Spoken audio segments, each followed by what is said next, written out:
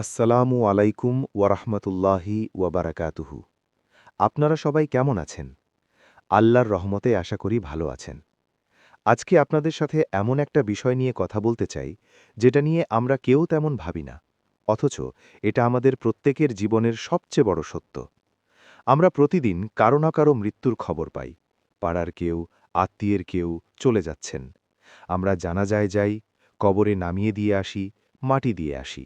তারপর ঘরে ফিরে আবার নিজের কাজে ব্যস্ত হয়ে পড়ি।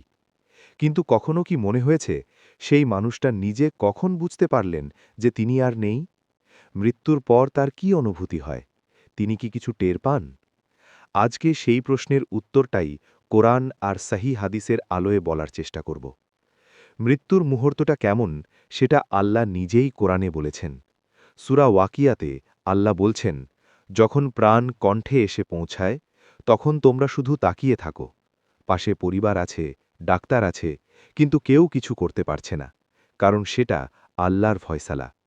ঠিক সেই মুহূর্তে ফেরেশতারা আসেন। হযরত বারা ইবনে আজিব রাদিয়াল্লাহু আনহু থেকে বর্ণিত একটি দীর্ঘ হাদিসে রাসূলুল্লাহ সাল্লাল্লাহু আলাইহি ওয়াসাল্লাম বলেছেন, মুমিন বান্দার কাছে আসেন উজ্জ্বল চেহারার ফেরেশতারা। তারা বলেন, হে পবিত্র আত্মা, বের হয়ে এসো আল্লাহর রহমতের দিকে। সেই ডাক শুনেই রূহ বুঝে যায়, দুনিয়ার পথ শেষ, এখন শুরু হবে আসল সফর। এরপর সেই রূহকে নিয়ে ফেরেশতারা আসমানের দিকে উঠে যান। প্রতিটি আসমানে জিজ্ঞাসা করা হয়, এই পবিত্র আত্মা কে? উত্তর দেওয়া হয়, দুনিয়ার সেই পরিচিত নামে, এবং তার আমলনামা ইল্লিয়িনে লিখে রাখা হয়। তারপর আসে কবরের মুহূর্ত।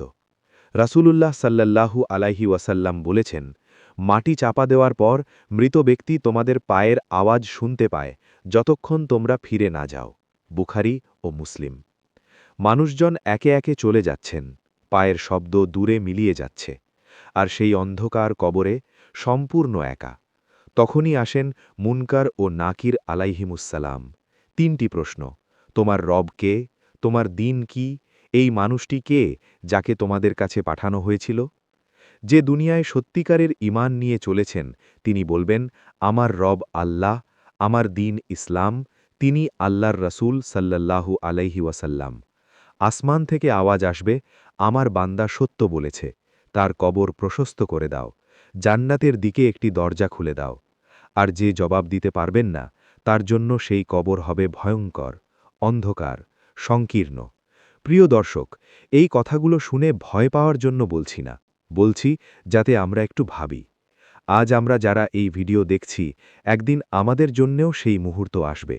সেদিন কাজে আসবে শুধু আমলগুলো, একটু একটু করে যা করেছি, নামাজ, তওবা, মানুষের সাথে ভালো ব্যবহার।